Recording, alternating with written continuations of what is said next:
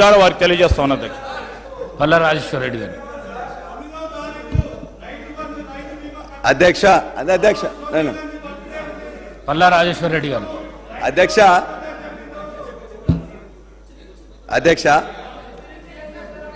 వారు ఒక శ్రీధర్ బాబు గారు అడిగారు, మేము ఖచ్చితంగా ఆహ్వానిస్తున్నాం, వాళ్ళందరూ కూడా ఉపయోగపడే విధంగా మరిన్ని బస్సులు పెంచండి, అదేవిధంగా ఆర్టీసీ ఎంప్లాయీస్ అందరికీ మేము ఏదైతే జీవో ఇచ్చేసి వాళ్ళందరినీ పర్మనెంట్ చేసినాం వాళ్ళందరినీ పర్మనెంట్ చేస్తూ జీవో ఇవ్వండి, ప్రభుత్వ ఉద్యోగులుగా గుర్తిస్తూ మేము జీవో ఇచ్చిన దాన్ని గట్టిగా అమలు చేయండి. మీరు చెప్పిన 6 గ్యారంటీల్లో 2 ఇచ్చినామని చెప్పింది. మీరు చెప్పింది ఎట్లా ఉందంటే, దయచేసి మీరు మాట్లాడినరు, మేము విన్నాం, మధ్యలో మాట్లాడుతున్నారు మంత్రి గారు, మీరు అందరూ కూడా కామెంట్ చేస్తే ఎట్లా? మేము విన్న తర్వాత మీరు మళ్ళా చేసుకోండి.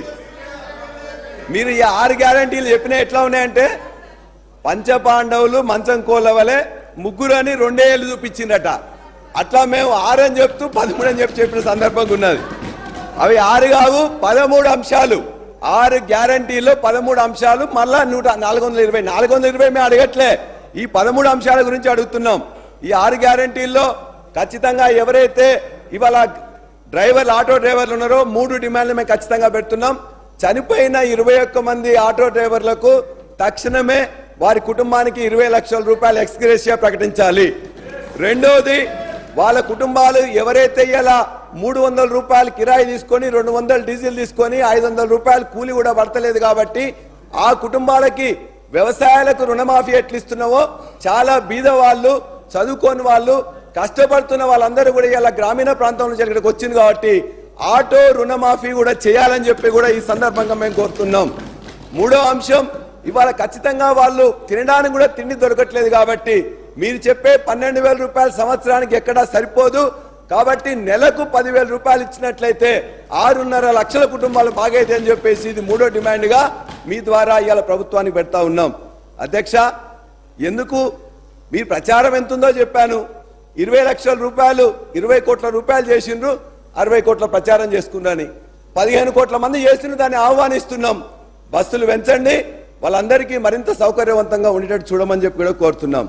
అధ్యక్ష, అంతేకాదు ఈ 6 గ్యారంటీలది 13 అంశాలది ఖచ్చితంగా తొందరగా 100 రోజుల్లో ఏదైతే చేస్తారో అది ఇందులో ప్రస్తావిస్తే బాగుండేది అని చెప్పేసి అనుకుంటున్న గవర్నర్ ప్లాన్లో ప్రస్తావించినట్టయితే బాగుండు. ఇవాళ ఈ రాష్ట్రంలో 55 నుండి 60% గ్రామీణ ప్రజలు మొత్తం కూడా వ్యవసాయం మీద ఆధారపడి ఉంటారు, వ్యవసాయ ఆధారిత సంబంధిత పరిశ్రమల మీద ఆధారపడి ఉంటారు. వాటి గురించి ఒక చిన్న పారా మెన్షన్ చేసిండ్రు గవర్నర్ ప్రసంగంలో, ఏమి ఎక్కువ మెన్షన్ చేయలేదు అధ్యక్ష. ఇవాళ దాని గురించి మెన్షన్ చేయని దాని గారి గురించి వారి యొక్క సభ్యులు కూడా మాట్లాడుతూ ఇక్కడ ఏమి జరగలేదని 10 సంవత్సరాల్లో. అధ్యక్ష, 10 సంవత్సరంలో 2012లో 2014లో సాగు విస్తీర్ణం ఎంతున్నది, సాగు ఉత్పత్తి ఎంతైంది, ఉత్పాదకత ఎంతైంది, ఇవాళ రికార్డ్స్ మొత్తం కూడా తీసుకోండి అధ్యక్ష. నీతి ఆయోగ్ రమేష్ చంద్ గారు మొన్ననే ప్రవేశపెట్టిన దాంట్లో భారతదేశంలో తెలంగాణ నుంచి 10 సంవత్సరాల అధ్యక్ష, తెలంగాణ నుంచి రమేష్ చంద్ గారు నీతి ఆయోగ్ సభ్యులు వాళ్ళు ప్రవేశపెట్టిన దాన్ని వారే చెప్పారు. ఇవాళ సిక్కిం తర్వాత భారతదేశంలో ఇవాళ వ్యవసాయ రంగం నుంచి ఆర్థిక రంగానికి అత్యధిక ఎక్కువగా వస్తున్నది ఒక తెలంగాణ రాష్ట్రంలో మాత్రమే అని చెప్పారు. ఆ సిక్కిం కూడా ఎంత అధ్యక్ష, 6 లక్షల జనాభా సిక్కింది. అంటే ఇవాళ నెంబర్ 1 భారతదేశంలో ఖచ్చితంగా వ్యవసాయ ఉత్పత్తులో కానీ వ్యవసాయం ద్వారా ఇవాళ వచ్చేది కూడా ఖచ్చితంగా ఇవాళ తెలంగాణ నుంచి మాత్రమే వచ్చిందన్నది. ఎట్లా వచ్చింది అధ్యక్ష? ఇదంతా కూడా తెలంగాణలో సాగు విస్తీర్ణం పెరిగింది. 2014 నాటికి ఆనాడు ఉన్న పరిస్థితి ఏంది అధ్యక్ష? ఆనాడు ఆత్మహత్యలే మొత్తం కూడా 2014లో 1340 ఆత్మహత్యలు ఉంటే 2014 తర్వాత 1400 నుంచి 137కి నేషనల్ క్రైమ్ రికార్డ్స్ బ్యూరో ప్రకారం 137 ఆత్మహత్యలకే 2022లో జరిగినది వచ్చినాయి. ఈ ఆత్మహత్యలు కూడా రైతులు ఆత్మహత్య చేసుకొని రైతు మీద లేకపోతే ఇవన్నీ వ్యవసాయ సంబంధించిన దాని నుంచి ఎక్కడ కూడా రాసి పెట్టలేదు అధ్యక్ష. కానీ కాంగ్రెస్ ప్రభుత్వం గతంలో ఊదరగొట్టి ఆత్మహత్యలు పెరుగుతున్నాయి, 6,000 అయినాయి మొత్తం 10 సంవత్సరాలు అని చెప్పింది అధ్యక్ష. ఇవాళ పక్కనున్న కర్ణాటకలో ఎంత అవుతున్నాయి, మహారాష్ట్రలో ఎంత అవుతున్నాయి అంటే ఒక దగ్గర 4,000, ఇంకో దగ్గర 2,500 అధ్యక్ష. కానీ ఇక్కడ మొత్తం మేము చేసిన కార్యక్రమాల వల్ల, సాగునీరు ఇవ్వడం వల్ల, అదేవిధంగా మొత్తం కూడా చెరువులు బాగు చేసుకోవడం వల్ల, 24 గంటల కరెంటులు వ్యవసాయానికి ఇవ్వడం వల్ల, యూరియా కానీ మిగతా ఎరువులన్నీ కూడా సకాలంలో ఇవ్వడం వల్ల 24 లక్షల మెట్రిక్ టన్నులు ఆనాడు వరి తీసుకుంటే 1,41,41 మెట్రిక్ టన్నులు 21-22లో ఇదే ఎఫ్సిఐ కొన్నది అధ్యక్ష. అదే కాదు, ఇవాళ మొత్తం కూడా వెస్ట్ బెంగాల్ కానీ పంజాబ్ కానీ లేకపోతే ఇతర వరి పండించే రాష్ట్రాలన్నీ మొత్తం ఎన్నికదని భారతదేశంలో 2014లో ఎక్కడో 14-15 స్థానంలో ఉంటే ఇవాళ వరి ఉత్పత్తిలో మొత్తం కూడా ఉత్పత్తి కానీ ఉత్పాదకత కానీ వరి విస్తీర్ణంలో ఇవాళ నెంబర్ 1 గా తెలంగాణ తీర్చిచ్చింది గత ప్రభుత్వం. ఇది మొత్తం కూడా మీ ప్రభుత్వమే. రికార్డులు చూసుకున్న అధ్యక్ష, ఇటువంటి ఇందులో మెన్షన్ చేస్తే బాగుండేది. మీరు చెప్పారు దాన్ని అందరూ కూడా ఇంకా బాగా చేస్తామని చెప్పేసి. మీ అంత ముఖ్యమంత్రి గారు కూడా ఆనాడు చెప్పారు, మీరు 3వ తారీఖు ఎన్నికలో మీరు ఖచ్చితంగా వేసినట్లయితే 4వ తారీఖే రైతు బంధు కాదు రైతు భరోసా 15,000 రూపాయలు వేస్తామని చెప్పారు. మేము వీడియోస్ మీకే చూపిస్తాం అధ్యక్ష. అంతేకాదు రుణమాఫీ కూడా మీరే చెప్పారు అధ్యక్ష. 2 లక్షలు ఒకటేసారి ఇస్తామని చెప్పారు. 2 లక్షలు ఒకటేసారి ఇస్తామని చెప్పారు.